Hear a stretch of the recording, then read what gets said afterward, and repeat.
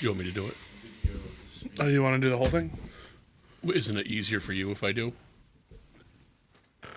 You said I could do these introductions. You can. For these two. Hang on. Are you ready? Yeah. We sound good? Yeah. Yeah. Okay. Are you ready?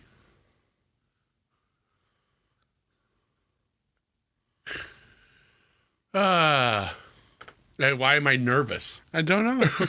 All right. Because I have to do this the right way or else it's a waste of time. Are you ready, Tom? Yes. I mean, Randy Official. Okay, this is the Black Cauldron. In 1985, the Walt Disney Company released the most expensive animated movie of all time. Was it a hit? No, it was a giant flop. This is the Black Cauldron. And then I'm going to say the same exact thing again. Oh. Welcome back to the Grindhouse Podcast. I'm your host, Cheese Film, and joined with me today is the one and only Mr. Hecubus. One and only. You know, I keep saying join with me today like you haven't been doing this for almost 100 episodes. Yeah, I know. And I think that's cool. I was never going to say anything. It just popped in my head. I was like, not really joined with me. We're just kind of doing it.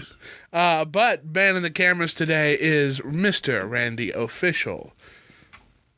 Ah! Hello. Randy has been serving time for creating one of the greatest flops in cinematic history back in 1985. That's right, Randy worked on the Walt Disney production of the Black Cauldron. He was the overseer on everything. It was all his idea. I was in charge of marketing.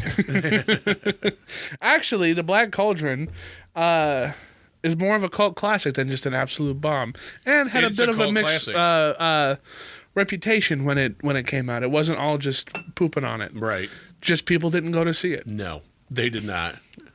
So we'll be talking about this infamous movie today, and it's got a reputation of the movie that almost destroyed the Walt Disney. Yeah, it did, because they were not in the best Yeah, they situation. were already. Yeah, it was precarious. $44 million budget. This is in 1985. Made $21 million. Yeah, massive Massive flop. blow. Still good. You liked it? Well, though, I meant like, whatever. You paid for, you made half your money back. I still don't think you could complain well, if that you've got bad. Gigantic corporation, and then you spent any amount of money, and then you only made half of it back. That's a big kick up. Big loss. Still, for it to get 22 mil, that's crazy. In 1980 something. Yeah. That is right. crazy. That means a lot of people still saw it. Yeah, a lot it of people does. did see it. Yeah. And then they said, don't go see it. Right. And then people didn't go see it anymore. It was already risky making a PG movie. Yeah, it's the first PG Disney movie, yeah. Movie of all time. That's not true. But Yeah, not anymore. Like National Treasure has got to be PG. no, I meant the first PG movie of all time. Oh. Which isn't true. I don't actually know what got that title. I don't either. First. I do and know. it's probably not something. It was right on. I knew what the first PG-13 movie was. Red Dawn. Red Dawn was the first PG-13. Right. I think Texas Chainsaw Massacre was the first X-rated movie. Well, I don't think that. Not like Well, it's no X is about for violence and or NC-17. It was one of those like theaters wouldn't show it kind of movies. Right. But we're talking about the Black Cauldron. I hesitate to say a passion project because it kind of got tossed around a lot. It is kind of though, because they wanted to make it. They got the rights in 1973. It did take a while to come out. Directed by Ted Berman and Richard Rich. Yeah, Richie Rich. Yeah, it took everything out of me not to just say Richie Rich. But also given writing credits are David Jonas, Al Wilson, Vance Gary, Roy Martia, Ted German, Peter Young, Richie Rich, Art Stevens, and Joe Hale. Yeah, so. I purposely didn't Get all make those? a note of all the writers, because usually when that happens, it's not good. No. And it's funny that it's also based on the Chronicles of Pryden. I think that's how it's pronounced. Pryda. Prior, yeah, I don't remember how I said it in my head. Which is a chronicle book. It's a series of Yeah, right. things. Like this was the Book of Three and the Black Cauldron. And the Black Cauldron. Written by Lloyd Alexander. Right.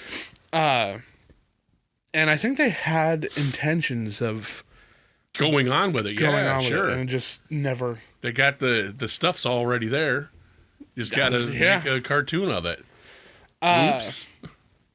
Grant Beardsley played our titular hero, Yeah.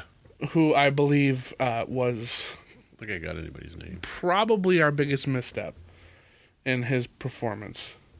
But that character's name is Taran. Yeah, Taran. And honestly, I think he might be my biggest problem with this movie. Really? Yeah, I think everything works The 14-year-old kid. except our hero. You know he was 14 when he was voicing that? It didn't sound 14. That's crazy. He was. And then when That's he was 19 when it came out, Wow. I think. I saw that. Saw that little factoid. Good job, Randy Official. Susan Sheridan is Princess Iloe, who I think should have just been our main character. Probably. She kind of is She the kinda kicks co-main ass. character once she's introduced. yeah. There's a couple other people, but the one I want to get to, the one everybody's waiting for, Did John Hurt? is our Grindhouse alumni, Mr. John Hurt, playing the Horned King, He's my favorite one. and love the Horned King. Yeah. I think he looks super cool. He's a lich, essentially. Right. Yep. You know what a lich is? Well, not since I got that taken care of. So a fantastical lich is a wizard who basically doesn't die. He dies and comes back to Gandalf? life with immense power. No, not like Gandalf. Oh, okay. Gandalf is probably the opposite of a lich because they're pure evil. They're not. There's no like Okay. good lich. You know, they are evil creatures. Usually rotten skeleton zombie looking things. One of my favorite Dungeons and Dragons creatures to go up against. Yeah. And Alhoon is my favorite because it combines a lich and a mind flare and makes it its own thing. Does it have the tentacles and stuff? Yeah. Oh, that's cool. But yeah, You so can never go wrong with tentacles. we got a lot of, and it really, a lot of good color in this, a lot of good Yeah. The animation's great. detailed drawings, Yeah. everything about it, world building wise. I watched is real I good. got a real Don Bluth sense from it, but he was not working on it. Thought that too. I thought that too because I was like, this is almost like Dragon Lair. It is almost like You Dragon's know? Lair. It almost it seems a lot like it, but he did work for Disney, Yeah, and I guess up Tim until the Burton '80s, I think. had done some drawings for this, and they're like, no. Yeah, they rejected Tim Burton in the well, this would have been late '70s, Yeah. early '80s. So he Started production in 1980. well, if he started in 1980, he's already a pretty well known name. Uh huh. He hadn't made Batman yet, but No. he's what was he doing before that? Before Batman. yeah. Well, there's. I don't know if by even 1985. When did Pee Wee's Big Adventure, I believe, was his first movie. And I was like, I think that came out in 1985. Or 86. Or maybe Yeah, but he was 87. doing something before. He was working on stuff. I don't know. Maybe I'm whatever. wrong. Maybe We I'm do got my Tim dates Burton wrong. stuff, But yeah. Tim Burton was involved in this for a short period of time, which I thought was really cool because did Tim I. Burton would come back to Disney and give his visual inspirations on The Nightmare Before Christmas. Right. And not direct it, but get all the credit for it. Yeah.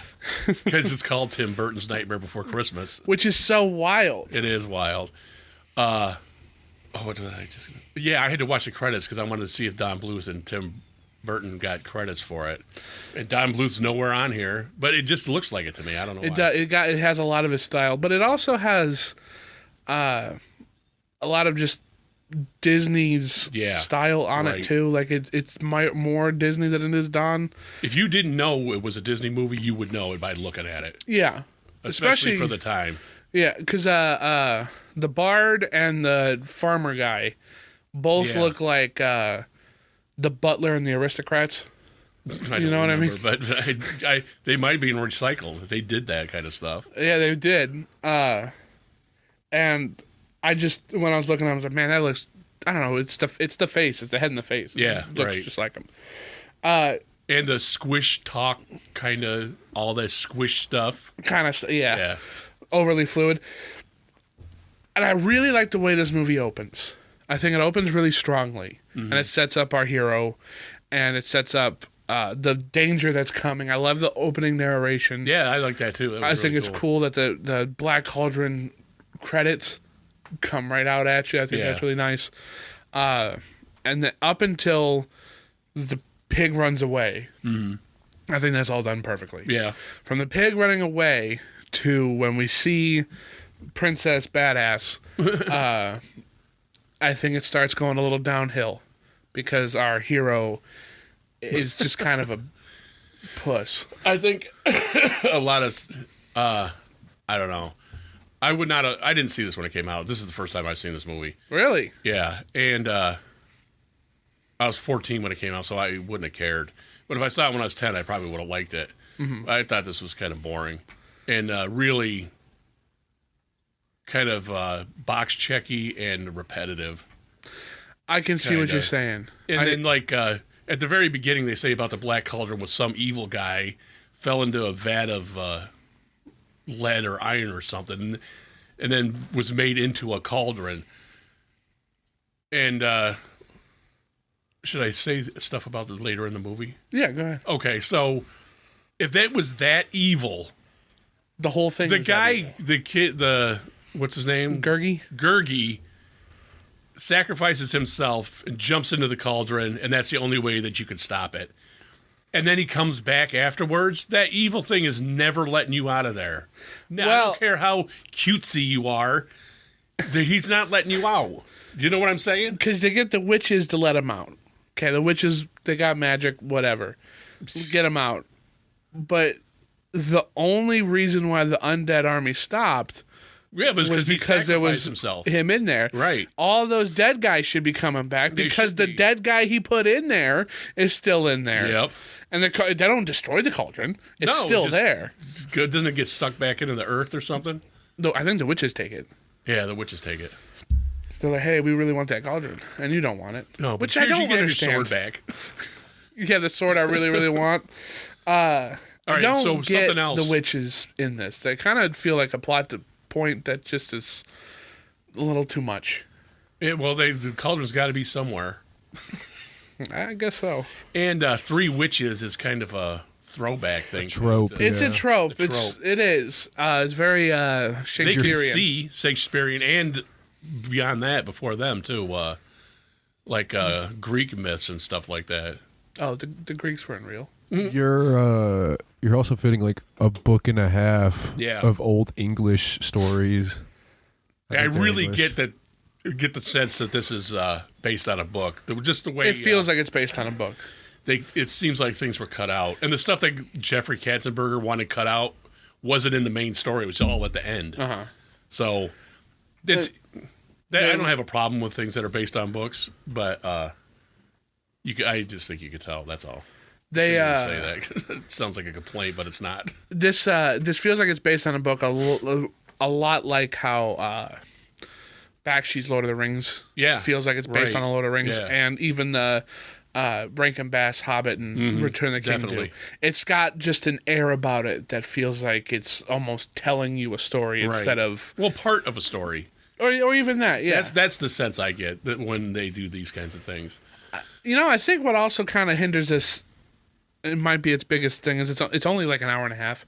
Yeah, right. It's not very long. It's not very long. And I feel like they got to put too much stuff in it. Yeah. It should have been longer. Or more movies. or more movies. Yeah, like. But you pace it can't out a kill the little bit. main villain, though, in the first movie, and then... Because even Darth Vader gets spun off into exactly. space. But when they first introduced the Horn King, you don't have anything to say about that? I have a lot It to looked say about cool. a lot of this stuff. About the sound of it? I was going to say Okay. something about the sound because I'm watching it. I'm like, that is the freaking same music. Elmer Bernstein did the music for it. Huge guy.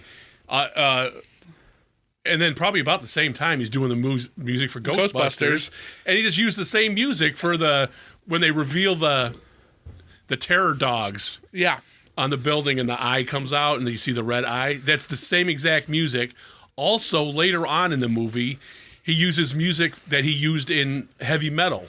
And I went, how 85 to now is how 40 years. Didn't know that. So it's not like I'm complaining about it, but man, you could tell. If you're a Ghostbusters fan, that's that. You know it right away. So I heard that, and I didn't look anything up until after until I was writing my notes, and I got this. I got the DVD, and I looked at the back because it's got a bunch of credits on it. Based on this, who Right. directed it, movie stuff. And it said music by Elmer Bernstein. Because when I was watching it in the Grand Theater of my VR headset, that stuff is cool. I love it, especially because I watched it like at night. Sure.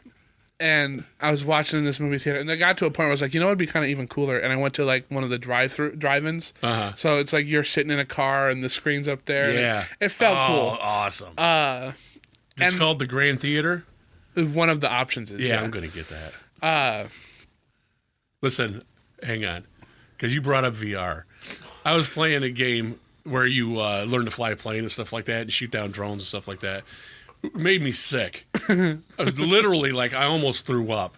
So I'm like, I got to stop playing this. And I started watching, I'll watch something, a movie thing, just big screen. Yeah. Not in something like that. And I picked episode 3. The very beginning, I'm like, this ain't working. As it's all zooming, I'm like, I got it. Oh, Look great, though. it's got look great great. resolution. I stuck with it as long as I could. But I was watching that, and like you got this explosion and all this stuff, and he comes in. I'm like, wow, that sounds so much like Ghostbusters.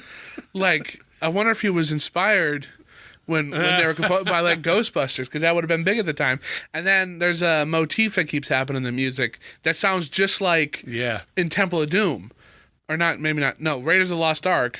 When they open up the ark, the bam, dam, dam, they sample that same thing, but they go off at the very end. And I was like, maybe that's what I'm thinking. And then I'm doing my notes because I was like, I know that so much. Did. Yeah, you did. And I was like, oh, well, there you go. And like we're fanboying out about that. And it's like Randy doesn't know. If I said is Elmer Bernstein did the music for this, he wouldn't know. Is Elmer Fudd doing music? No, I don't know anymore. But I just because having an enormous appreciation and love for that movie, I got right onto it. Elmer Bernstein's great. He is. He is great. He did the music for Stripes. I think he might have done Meatballs too, but he also did. Those are both Bill Murray movies with Ghostbusters. Harold Ramis is in one of them, isn't he? I think in Stripes. Yeah, he's in Stripes. But he also did the music for The Great Escape. And I can hear it right now in my head. It's real earwormy. He's good, man. He was. Let me see if I can pull up his This movie kind of reminds me of Primal. Like like here and there, obviously not the storytelling or anything like that, but like some of the visuals. Yeah, reminds me of that. It looks really good. Yeah, Primal. Oh, hang on, what? Yeah, I don't see it either, but not with Randy this one right here. Me? I guess I can kind of see what you're saying. I see what he's saying a little bit, like with the very saturated colors and square, very that's what I was thinking. Very blocky builds. I don't know. Did you like this movie, Tom?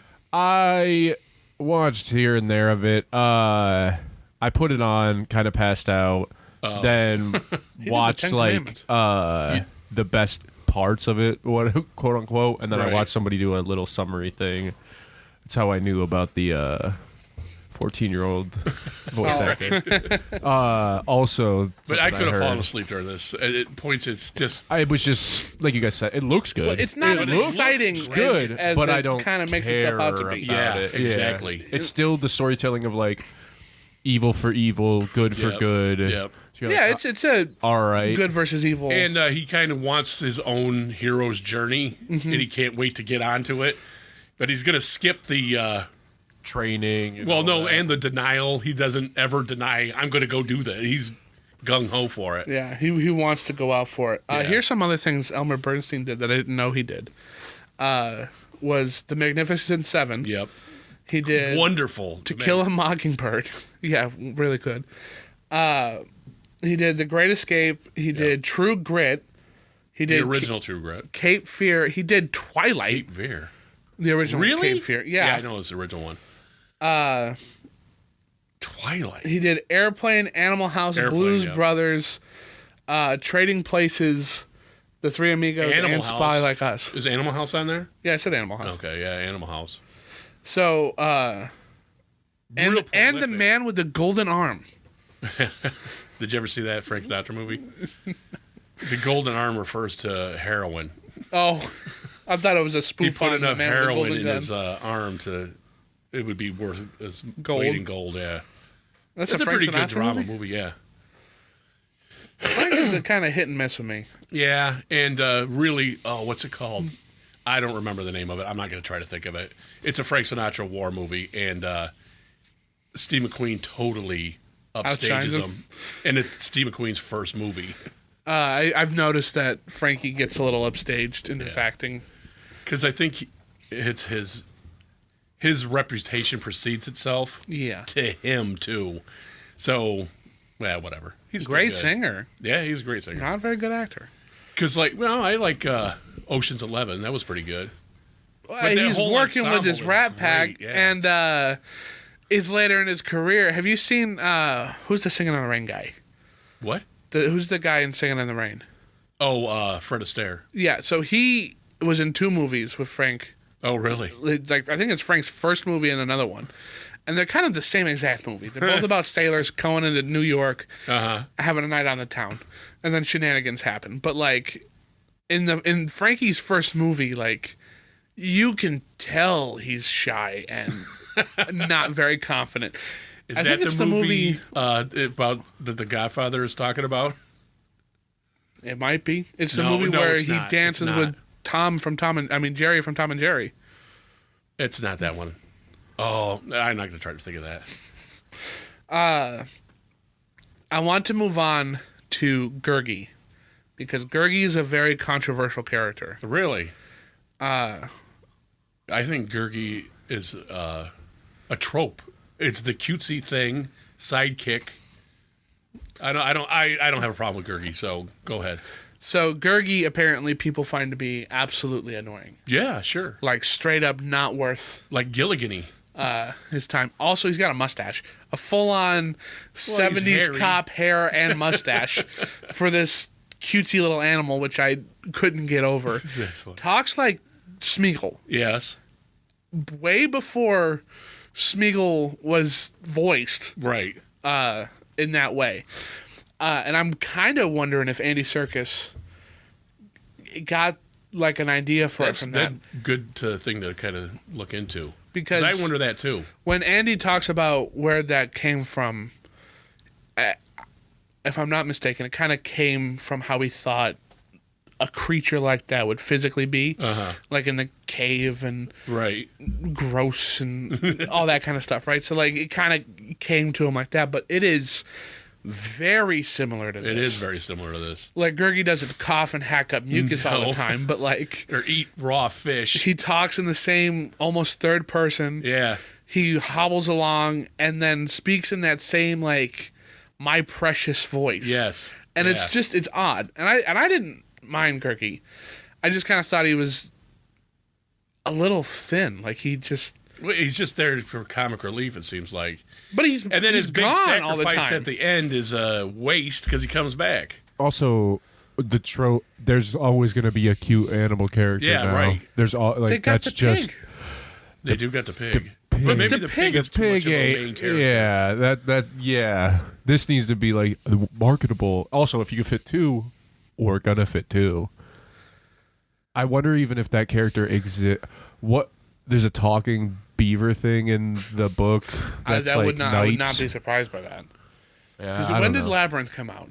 Was that around here? Around here. Maybe Because that's after, got but- weird crap in it too Yeah. that people would have been inspired by. I don't know if Gurgi is in the book. I don't know if Gurgi was original to this, but a lot of the Henson stuff kind of parallels this too. Lloyd Alexander, the guy that wrote the books, liked the movie because it was so dissimilar from his stuff. Oh well, there you go. So maybe he's not. Can you Google that, Randy? Can you see if Gurgi was in the thing? Because I get that he's a trope. I get that it's a marketable thing, but like, he's not throughout the movie. There's good right. chunks of the movie he just leaves. Right. Like he's a coward until he's not, Right. which comes out of nowhere. Yeah. You're going to kill Because you yourself. got a bunch of friends, and I don't have any friends. He calls him master a lot too, Yeah. and that doesn't seem. It's weird. It's a little odd because that dynamic was not established. Right. Not like the other thing, the little green guy with one eye Yeah. for the Horn Creep? King. Yeah, Creeper. He it's like they're parallel. The good guy with his good little sidekick And the bad guy. and the bad guy with his bad little sidekick, and I don't know, it's I just did like Creeper though. yeah, Creeper was way I cooler like than Creeper, and I Walt. like how Creeper's the only like goblin Yeah. in the entire thing. He almost feels out of place. Yeah. Both of them kind of almost feel out of place. I guess They it do. is. He is. Gurgi is in the book. Yeah, he's described as a hairy 1970s cop? humanoid creature. Well, he's a hairy humanoid creature. They do get that. Nailed it. Because like Yoda would have And been unique around, too. speech. Oh, That's part of his character. that's cool. Oh, Eddie rhymes? I Did didn't he- pick up on that. In the book, he says. Oh, he rhymes He in the rhymes. Well, so, and watching it because like it when it was pitched, not or when they showed like how it was going to be animated, Right. with these heavy pastels and stuff like that, it got pushed back because the animators they had at the time were not skilled enough to do that Right. at all. And I think Oh yeah, that was oh no, never mind. This 'Cause- is something else. The Rescuers came out and was a hit. Yeah, it was a huge hit. And then they came to the execs and they were like, this is what it's going to look like. This is how we're going to do it. And they're like, okay, no, we can't do that. We're going to put out Fox and the Hound, and you'll be working on that. And they did. That was a pretty big hit too. And I think somebody left. The pot got too many chefs cooking in Yeah, the it kitchen, did. and a couple of them left to go work on The Great Mouse Detective, which is one of my favorite Really? Disney movies. Apart from that, I like Sherlock Holmes. I think Basil, whoever voices him, Did a nails great it. job, yeah. Nails it. And I like Flabbersham. Not Flabbersham. Gadget. Gadget's one of my favorite little side. The bat with the Oh peg right, leg. the bat. Okay.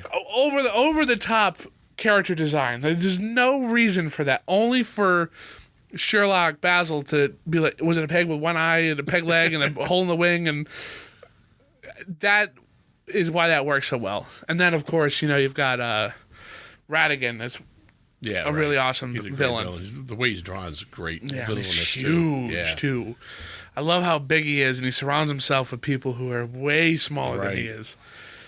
That was clever. Yeah, it is. In the book, the prince sacrifices himself instead of the Instead of animal. Gurgi? Yeah, Does he come back to life? probably not. He I hope should have not. sacrificed That makes- himself in this too. That would have. He was gonna. Yeah, he was going to, but he kind of, no, he didn't seem like he was all too worried about it, because he's wanting to be a hero, and he doesn't give up all the information. Like they're gonna cut the pig's head off. Yeah, right. And as he says, okay, well, we'll give you what you want, throws him in the dungeon. The princess comes in as he's throwing a pity party, and she's like, well, he stole me. I'm getting out of here. Come with me. Right. And then they go meet the bard guy, who's also just like a woe is me character. Yeah, he is. She's really leading the charge here. She is. Then The he one in finally charge. gets the opportunity to be the hero he set out to be and kind of sacrifices himself to do it. And if you didn't, he never even really drew the sword until The witches. Isn't he pointed at the witches? right. He's carrying it. He has a sheath. The people are walking away. He's hiding a lot. Yeah. He pulls it out when he gets ambushed, and the axe shatters upon it. Yeah. Which is pretty that cool. was cool. But I don't know. There's no like rising Yeah, there's not any. anything. He's No. just kind of just There's really not a lot of gravitas with him at all. at all. And I think that's Whatsoever. what this movie needed is a character who has that, who goes on a more of a Like, you could be bold and fail. That would be cool. yeah, absolutely. You know what I mean? And then not change and try and just get better at being bold. But yeah, I think I honestly do because everybody else is either good or decently good enough. Yeah, and right. because we focus on him, it feels like we're missing something, Yeah. and that just kind of Yeah, sucks. that is the big thing. It does seem like you're missing something. The farmer guy never came back either. I get he never went to the place he was supposed to go. Like he said, go keep the pig hidden. Yeah, right. Yeah, he does. And he comes back at the very end, but like I feel like if your magic pig and your little guy friend there are gone, you'd look for him at the very least, and maybe they went to this very obvious castle on the hill in the evil-looking clouds. But yeah, I mean, I think that was this movie's biggest hindrance. But I would like to see stuff like this come again. This stuff just never does very well. This high fantasy Yeah, it's a pretty small audience. group of people up there that like the Lord of the Rings were huge, but there's tons of this kind of stuff all the time, and no one. I don't watch it. Well, and so like Narnia got real big, Yeah, kind but of. that kind of faded out. It did. The Lord of the 'Cause Rings. It was like, they like start here, and once they get a little bit, they're like, "Well, let's give up on that," because they kinda. could come back. You know what I mean? Sort of that Percy Jackson stuff. Percy Jackson also had a good potential, and it just Yeah, kind of flubbed it. But and it's not like they got nobody's in. Like what's his name? Pierce Brosnan's in Percy Jackson. I don't know who any of them kids are, but didn't it's know got Pierce like Brosnan adult was in people that I know.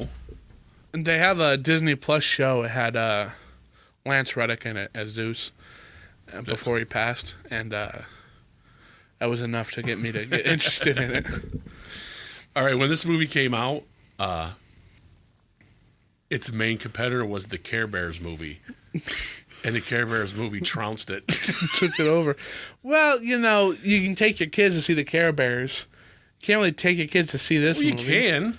It's for an older audience. Like, well, that was a real big reason why they kind of trusted this is that Disney's audience were teenagers. Right. They wanted to give a teenage movie. Yeah. So this is what they did, and you can't take a 5-year-old to see this. They'll be scared. It's not only is it dark, it's dark in a way that like isn't for all audiences. Like, You know, it's dark, but and it looks dark, like the way the Batman the animated series was. yeah, like They colored started on with black paper, and then came up. lightening up. Right, but I think they should have swung harder for it because the Batman the animated series is dark thematically too, and it was huge. Yeah. Huge. There's points in this where it's so dark you kind of can't see what's going on, and that benefits the Horned King a Yeah, lot. that looks cool. I love that you can barely see his face, Yeah. and he almost didn't look like that. I like the way the Horn King looks, and Randy had just put up a picture of him holding up somebody, and you could see it. It's all brightly lit and everything. Mm-hmm. Still looks cool. He was gonna be a bigger guy with a fiery red beard and a Viking helmet Cool. and a bad attitude, and that was what they were going with for a long time. Yeah, that looks cool. And this is where they kind of ended it on was a Skull-y, Yeah. skull-esque. kind of shadow. Yeah. And I like it works. It works tremendously well. Yeah, with his red eyes and everything. I think he looks great. The red eyes being like a defining feature of him. Yeah. It just glow. Right, like when you just see he's got that cloak on, and that's all you see is his red eyes and the horns. That's awesome. I almost kind of wish this Horned King was more of a pop culture character too, in the way that like Scar or Radigan kind of. Well, I guess in later things like that villain show or something, there was he's in that, and I guess he's in a movie a video game. Really? Some kind of Disney video game, yeah. Because like they bring Chernabog back from Fantasia. Of course. Oh, okay. He's that big blue devil guy built into the mountain who looks awesome. They based his movements and stuff on Bela Lugosi. Oh, really? Yeah, That's he might have awesome. even performed the whole thing, and I just drew over him. But the whole thing was based on Dracula. So if he can come back, and people know the name Chernabog, and he's toys and Funko Pops and stuff like that, and this guy can. So much. I didn't have any idea what we were talking about. Us Disney adults know who that is. Randy knows who that is. Who? Have you even seen Fantasia? I've never seen Fantasia. I know what you're talking about. You've not seen Fantasia? No, I also don't think I've seen it. Fantasia. But that big devil thing. Yeah. That part's awesome. It looks great. It's, do you know anything about Fantasia? Yeah, it's all Different animated shorts of classical music pieces. Yeah. And that's like Night on Bald Mountain or something, isn't it? Yeah. Well, that's where the Sorcerer Apprentice comes from. Yeah, right. that? Yeah. The Sorcerers in the Mickey Mouse thing, sure. And then Night on Bald Mountain in the 70s, we turned into a disco song. I didn't know that. Not lying. But no, Fantasia's great, and it's, well, I guess it's great if you have an appreciation for things like that. You know, I used to watch this show called WKRP in Cincinnati, and one guy, it's not Les Target, Fred, whatever, he's a salesman, and he was complaining one day about taking his kids to go see Fantasia, and he's like, what is this? There's no Mickey Mouse talking, all this stuff. He hated it. In the Sorcerer's Apprentice, the wizard who Mickey's working for would come back and become a reoccurring character too. His name is Yensid. It's Disney spelled backwards. I was thinking that sounds like something spelled backwards. He's a big character in the Kingdom Hearts games, and he's voiced by. I don't think it's Kingdom Hearts that the Horned King is in, but I know what you're talking about. I tried playing it, your version, of it, and when do I get to play with Mickey Mouse and all these other people? I just gave up. Because that's a great idea. I thought that was amazing. And if it wasn't super expensive and I was broke all the time, I would have had it a long time ago. Just because it's got those guys in it. But that was a big one Courtney grew up with. I'll bet. That thing I printed is from it. Oh, is it? Yeah. Oh, yeah. Is it on the beach at the beginning of one of them? That's how it ends, is what they show up, yeah. Oh, okay. The Heartless. Which is... So everybody who's a fan of Kingdom Hearts says it's so confusing. It's so confusing. I'm like, this isn't confusing. You were a kid. That's the whole point. It's not confusing. It's very easy to understand. Sure. But inside Sora, his heart is a whole other person too, and a lot of people he keeps in his heart. And the heartless, those shadowy black people, are what you become when your heart leaves your body. But a nobody is what happens when your body leaves your heart. It's like the name should have been reverse kind of thing. And the Heartless are like the little cute black things that shadowy run around and fight you. But then the nobodies are like 7 foot tall, Slender Man looking monsters. That's cool. And you're just saving the day. And, this creepy organization's teaming up with all the Disney villains. Right. And it's cool. Anime meets Disney, and I don't know why it hasn't become an actual, movie or TV show, That's especially in the era. Anime versus Disney, yeah. of what we're in. With. Because, like, Mario's doing great. They're making a Zelda thing. Donkey Kong's everywhere. Like, you're printing money with that. But it's Square Enix, and they're stupid. And it's Nintendo, and they're not doing that. It's not Nintendo. Yes, it is. Nintendo... They have a Kingdom Hearts. I'm pretty sure they don't... Who owns Kingdom Hearts? Disney does. Well, yeah, right. Disney and Square Enix. Who produced it? Sony. Sony would be PlayStation, yeah. Yeah. PlayStation isn't Nintendo. Yeah. But PlayStation, they might have sold it. Sony is willing to play ball with people. True. But I think they're just the distributors. Square Enix doesn't like playing ball with people. Yeah. And Disney doesn't either. I don't think they're on the Switch. They are. The Kingdom Hearts games? Yeah. Oh. They were PlayStation exclusives for 20 plus years. That's right. And then the third one came out, and now everybody can play all of them.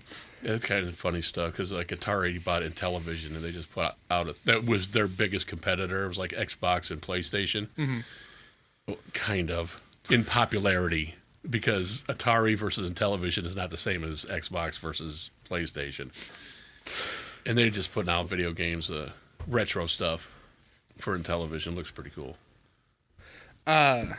You know the whole They have a reason the Disney PlayStation one. exists? What'd you say? You know why the PlayStation exists? Why? Because Nintendo and Sony were trying to make a new console that reads discs, and then Nintendo pulled out at the last minute. So Sony was like, well, we have this. We're just going to put it out. And it basically put the nail in the coffin for Nintendo. Well, Nintendo's for a still while. doing it, but yeah, they after when PlayStation came out, that was enormous. Because I think PlayStation and the N64 came out at the same time. Yeah, And I mean, one had massive cartridges, and the other one had compact discs. and then the GameCube came out, and that was discs, but they went back to cartridges. They did, and they I really think haven't like looked back. No, they haven't. I think it loads The up Wii. quicker. The Wii had discs. Yeah, the Wii did too. You're right. But then the Switch has cartridges again. Yeah. And now they got the game key cards that are stupid. For the Switch too? Overcomplicated for no reason, yeah. No. Download this and then buy this key card You don't own it. so that you have access to play it. Right. Dumb. Yeah. And you can't trade or anything like that. Yeah. It's stupid. Yeah, no, that's It's really that's dumb. bad. I don't know. I mean, So, this movie was okay. this movie was all right. It was okay. If somebody was going to have their kid watch it, be like, yeah, it's okay. They'll probably enjoy it because it's got the cutesy guy and the scary stuff, the spooky stuff. It's got enough adventure to be an adventure, but I think if I was 8, I would like it. But when I was 14, I wouldn't have given 2 craps about it. I think this is a really good preteen movie. I Yeah. don't think kids would get into it, and I don't think later adults. And then you'd come back to it as an adult. Right. Because, I enjoyed it. And every time I'm watching, I'm like, well, they should make an animated D&D thing that doesn't suck. Yeah. Because for whatever Well, reason... that cartoon TV show, I used to watch that religiously. I didn't think that sucked. But that was of its time. It was of its time. 100%. I just, man, because I like high fantasy. I like that kind of stuff. That And, Dungeons & Dragons movie was really good. it was really good. And they made other ones before that, too, that Weren't very I'm not good. going to bother watching because it just looks like crap. But that one was damn It good. was very good. And there's so much in that world. And even Yeah, just right.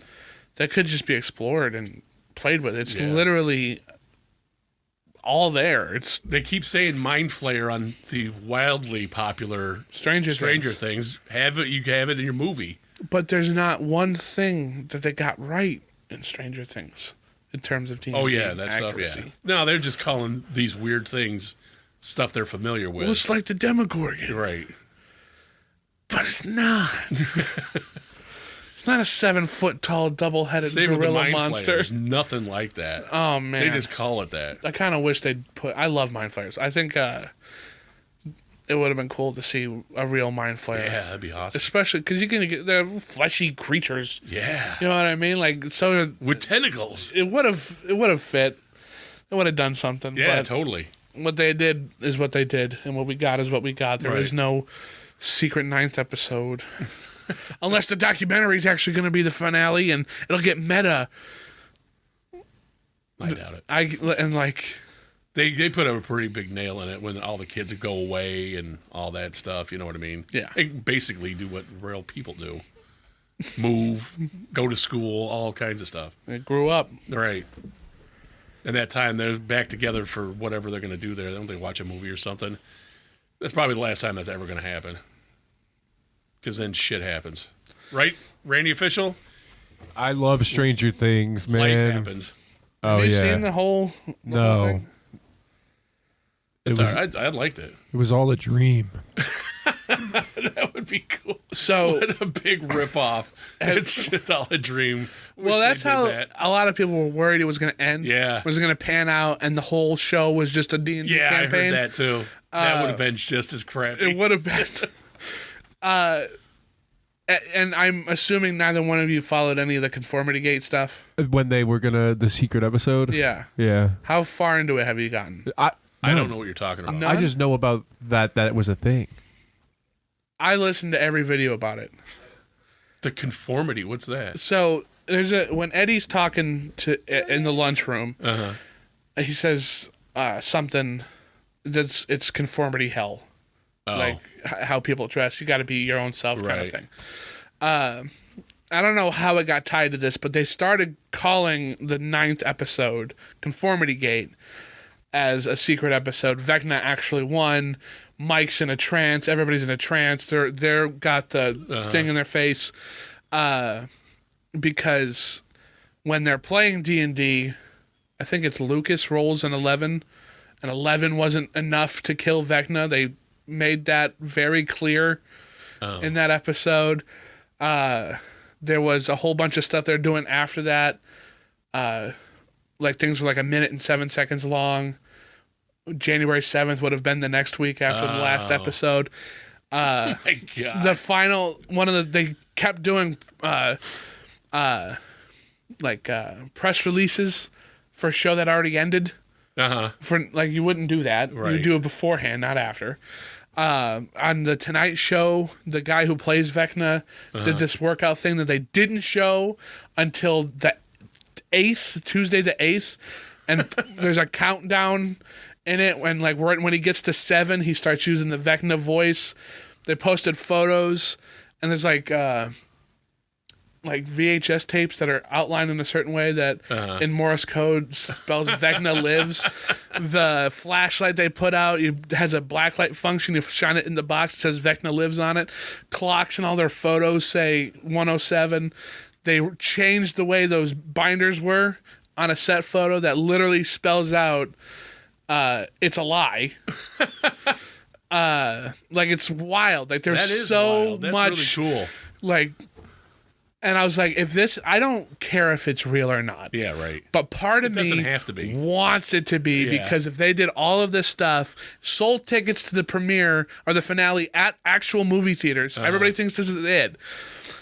Just for that to not be it, and they've been laying clues this whole time. There's parts in the show, spoilers, where they have to find a way out, and the way they do it is that color's different.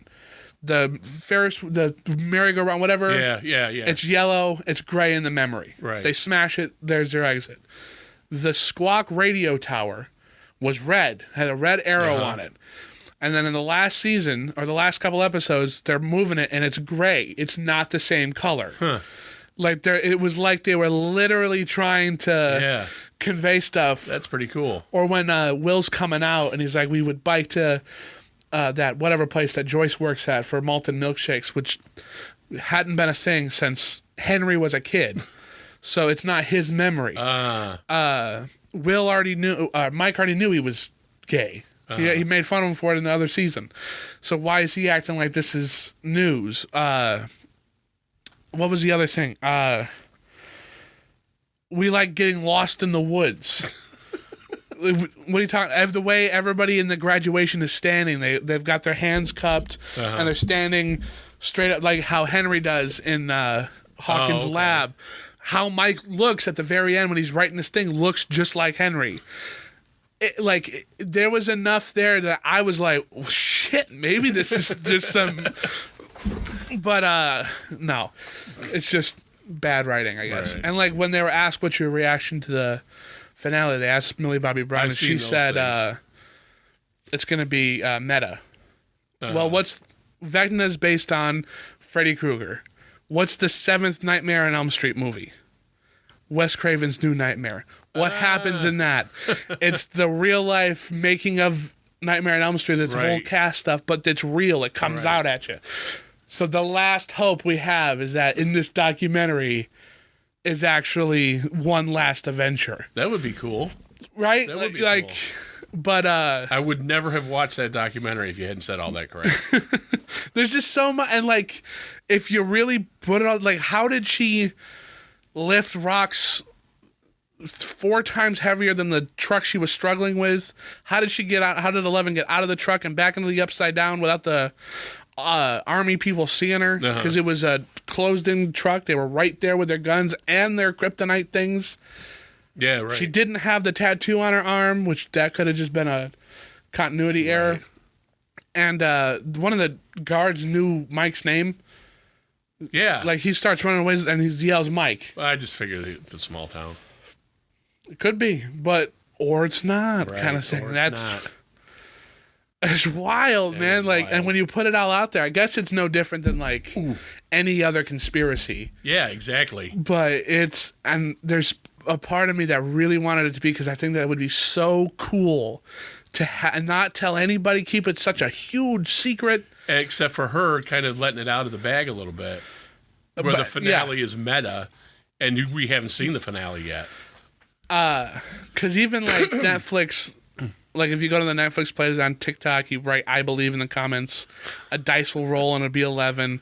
Or if you say "I don't believe," it'll be a picture of crying kids from season 1. That's funny. And like I never experienced this. I kept checking every time they said it happened.